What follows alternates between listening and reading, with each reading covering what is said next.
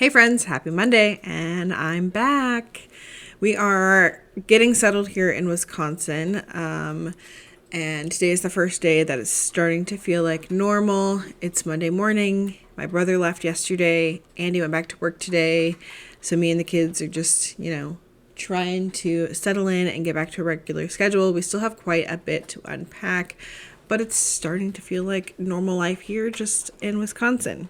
Today I have a what's for dinner to share with y'all. This is all of the meals that we ate for the last week and a couple of days before we left Georgia. So just our last meals in Georgia. Lots of easy stuff, cleaning out what we had on hand, trying to use up meat that was given to us, and just cooking from whatever we could find and scrounge up. And yeah, so lots of easy stuff to share with you today. I'm going to get back into somewhat of a schedule here on YouTube. My What's for Dinners usually go up on Monday. I've been recording for the last couple of days, so I should have one next week. I've got lots of vlog footage to share with y'all from the ride up, a little bit of unpacking.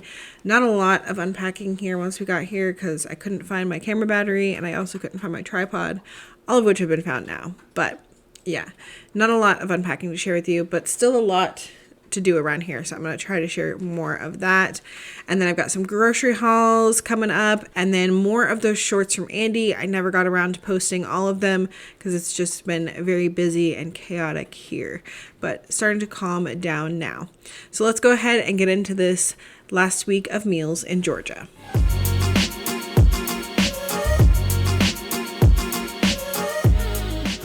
We're going to start off with the soup that I made.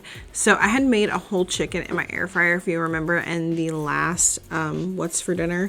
And then I took the bones of that whole chicken and made broth in my Instant Pot. And then once it was done, I took out all the bones and I'm using that broth to make soup. So I'm adding in the chicken and then some random bags of vegetables that I had in the freezer, some lima beans, and then some green peppers. I added in a can of diced tomatoes, I think, and green chilies, some corn, a package of Sazon seasoning, and then I pressure cooked this for about 10 minutes, and then I just served it with some cheese on top and some little tortilla strips on the side. It wasn't our favorite, but the kids and I ate it, and it just used up some leftovers. The next night we had tuna mac and cheese. I just used up a random bag of pasta from Trader Joe's. I think it's called Radiator. I think that's what it's called. I don't remember. I made it in the Instant Pot with some water and a couple seasonings. And then once it was done, I stirred in some Velveeta cheese sauce packet that I had and some tuna and then some other cheese and a little bit of milk and butter. And it was quick and easy tuna mac and cheese. The next night, the kids were so disappointed with this meal. They asked me what was for dinner earlier in the day, and I told them it was red beans and rice, but I said boxed red beans and rice. And somehow they missed me saying it was the boxed red beans and rice. And so when dinner came, they were like, what the heck is this? This is not red beans and rice.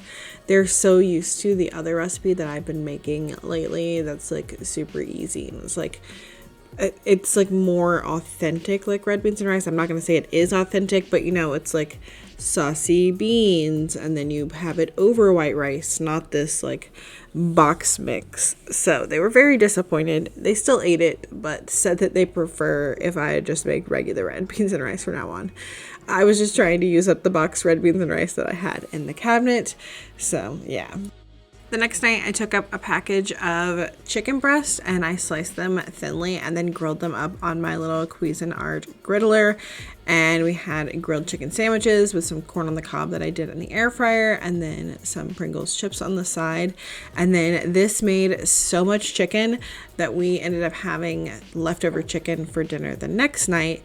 We had it with some mac and cheese and I had it with a salad, and then the kids had their chicken, and then the last corn on the cob they split, and then some fresh veggies on the side as well. Wednesday night we had a chicken stuffing bake. So I took some chicken thighs and laid them out in a casserole dish, and I'm going to season them all over. I think I did garlic powder, onion powder, salt, pepper, paprika, and I think that's about it. And I did that all over all of them and then flipped them over. Then I spread on 1 can of cream of chicken soup. Sometimes I like to mix milk with this, but this time I just did the cream of chicken soup. And then I added on some pepper jack cheese. And then I topped it with some stuffing. I had already made 2 boxes of stuffing in the microwave according to the package directions. So I just topped it with that. And then I put this in the oven uncovered on 375 for 45 minutes. And then after the cook time, you just want to check with like a meat thermometer and make sure that your chicken thighs are done down in there. If they're not, just pop it back in for a little bit longer until they are done. And then I served this with a can of green beans on the side and some cranberry sauce, and it was kind of like a little mini Thanksgiving dinner.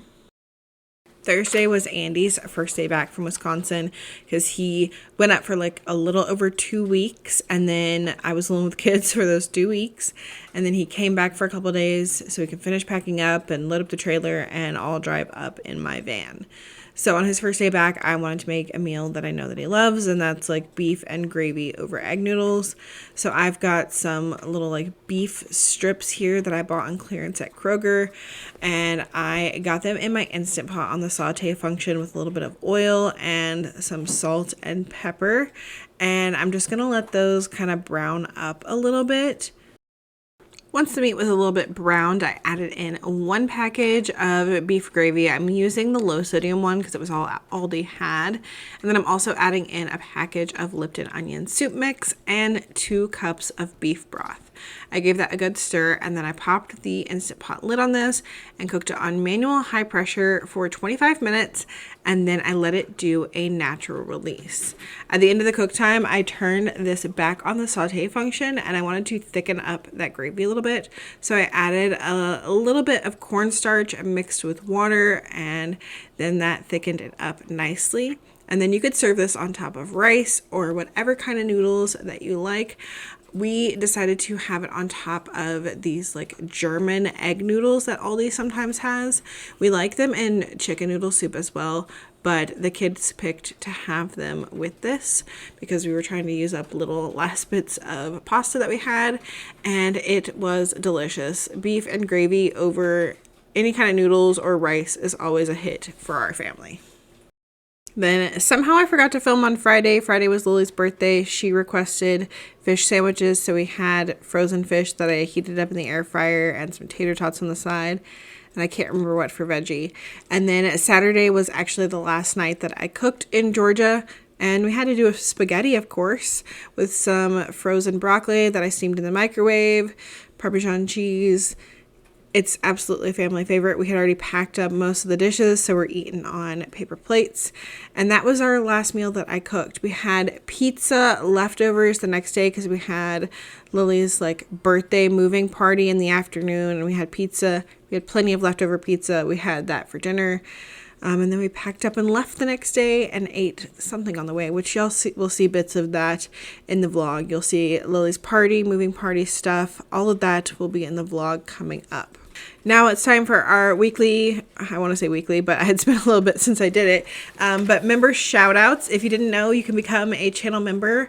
Right below this video, you should see a join button next to like the subscribe button and my name. If you don't see it, if you're on an Apple phone, you might want to check in your browser or from a computer, and you can join my channel for like $2 a month, and you get some member perks like member shout outs here at the end of every What's for Dinner. We are up to 18 channel members, and that just like shocks me every week that it goes up and that y'all continue to choose to support me in an additional way.